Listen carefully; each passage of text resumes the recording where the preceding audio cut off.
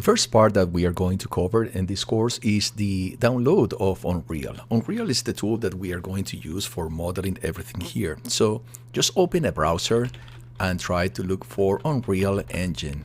You can find Unreal Engine 5 or any other version. It doesn't matter at this point. So you can visit Unreal Engine official website, which is this one. And here I invite you to explore and see how many things you can do with Unreal, because today Unreal is much more than just video games. And you will discover that as you get into this world, and its cinematography, its architecture, its design. There are so many other areas of Unreal that we can cover. But in this moment, our goal is to work with the new modeling tool of Unreal, which I think is fantastic. To use Unreal, the first thing you gotta do is to download it, of course. So let's go here to download it. And what you need is the Epic Games Launcher, which you can find it here. So download the launcher and install it. Once the Epic Launcher is installed, you can go here and find the Epic Games Launcher. The Epic Games Launcher is the same that you will use in case that you purchase games from Epic Games. And this is the default. In fact, you can see the store at this moment. These are the games that are available for you to purchase. In our case, we will go to Unreal Engine. In Unreal Engine, you will have a default page, but we will go to the library. The first time that you install Unreal, you won't have any engine versions. To install a new version, you click here and define the version that you want to install. At this moment, I have the most, let me delete this one. I have the most recent at this time, which is the 532, and it's the one that we are going to use. So if you want to install it, just go for it. Define what is the version that you want to install, and then let's say that is the 511, and then click install and follow the protocol. Now, as I have Unreal 532 installed, I am going to launch it. Once Unreal loaded, you will be prompted with this screen. In this case, we're going to select Games, Third Person, do not select C++ or Blueprint, and the name of the project I'm going to select is Modeling Tutorial. And I am going to select Create. Now let me open the content drawer on this section, and I want to dock it in the layout. So I will select, this one. Now let me put it on the bottom around, I think here is the perfect place to put it, to set it. This is great. Eventually, if I need more space, I can move it to one side. Now, the next part is to confirm that I have the plugins that I will need for modeling. So let's go to Edit, Plugins, and the first one I'm looking for is a couple that are called Modeling. And I need this, that it is already installed, but I also want to add the Static Mesh Editor Modeling mode, which is currently on beta. So I select, and because it is on beta, you will be prompted with this information where you have to restart the project. It's going to say yes. I don't want to restart yet because I want to confirm as well that we have the UV editor, and here we have it. Now that we have it confirmed, let's restart our project. Now that we have all the plugins that we need installed, let's close this. And let me introduce you a bit with the most basic elements of Unreal that you need to know. The first one is related to the tab bar and menu, which is this section on the top.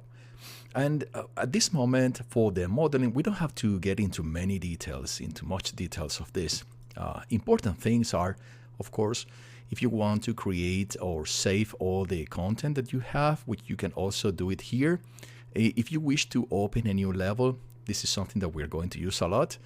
And the other things for me that are really important are here in the edit, where you could have the chance or the need of adding new plugins, just like the ones that we added a moment ago, or also in the project settings, where In the moment that I need some setting extra, I will let you know here in the course, but the ones that everybody's going to use is this section, which is called maps and modes. And the reason is because in the default maps, you can set what is the map, or basically what is the scene that you want to load as default as soon as you start the project, and what is the scene that is going to start when you package your game and getting ready for an executable for show it to your friends.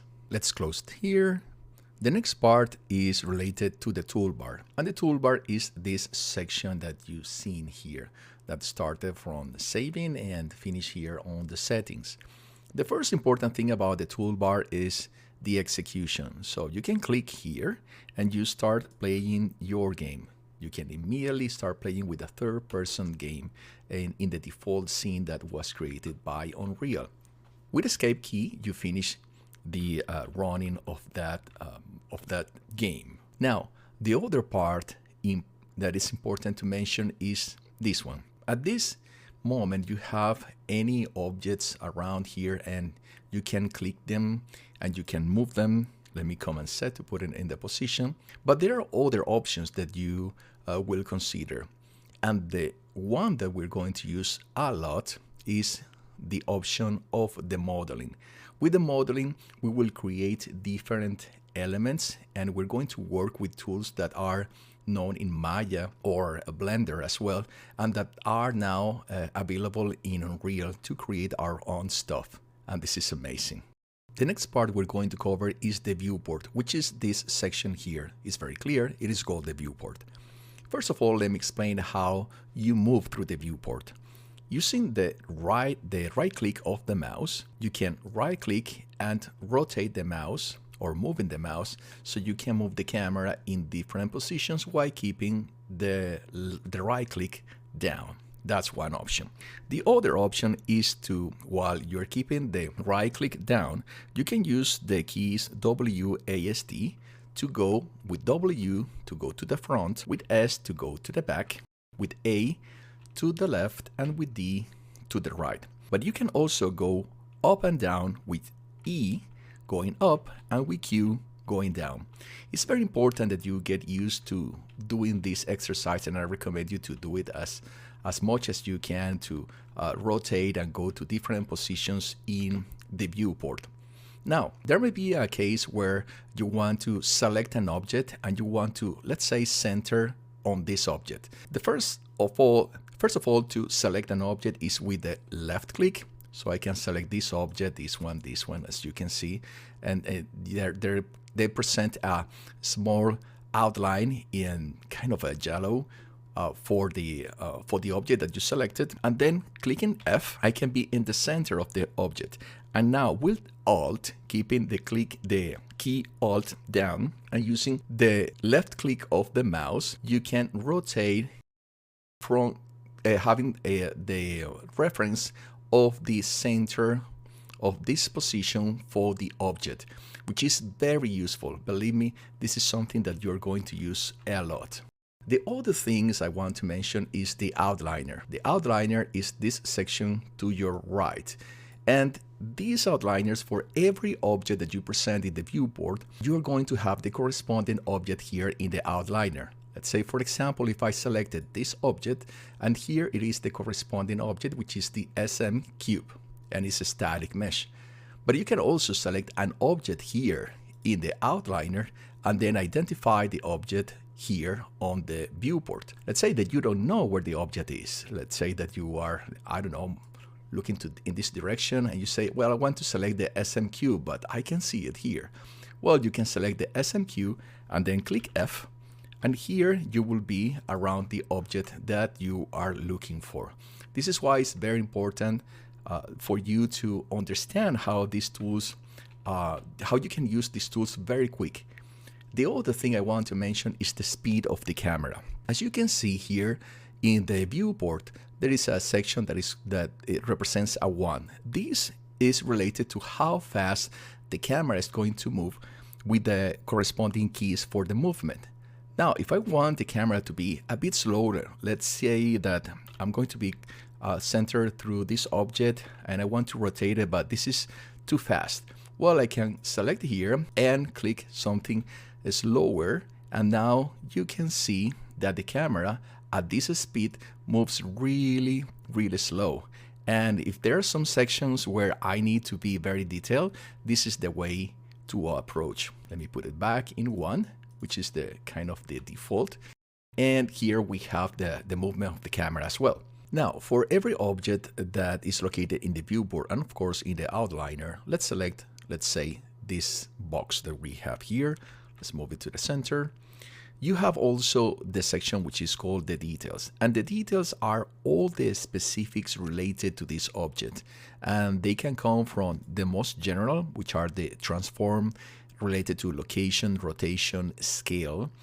It is related as well to the, in this case, as you can see here, the type is a static mesh, and this object has a related object here in one folder, which is called the SMQ, and this defines the static mesh that we can use multiple times, and so on. There are other details that we'll be covering later on related to how to define it, like level of details, physics, all if you want to see all the properties that a specific object is going to have. And as you can imagine, different objects are going to have different properties. For example, here we have the skylight, and the skylight, let me go F. This is the skylight, and as you can see, the type of object is different. And here we don't have a static mesh that defines the skylight. And like this one, we're going to discover other kinds of objects, other kind of actors that we can add into our scene. The next part is related to the content browser, and the content browsers is where, let me center again here on this position. And the content browser is related to how you're going to distribute your folders, how you're going to create the things inside your game.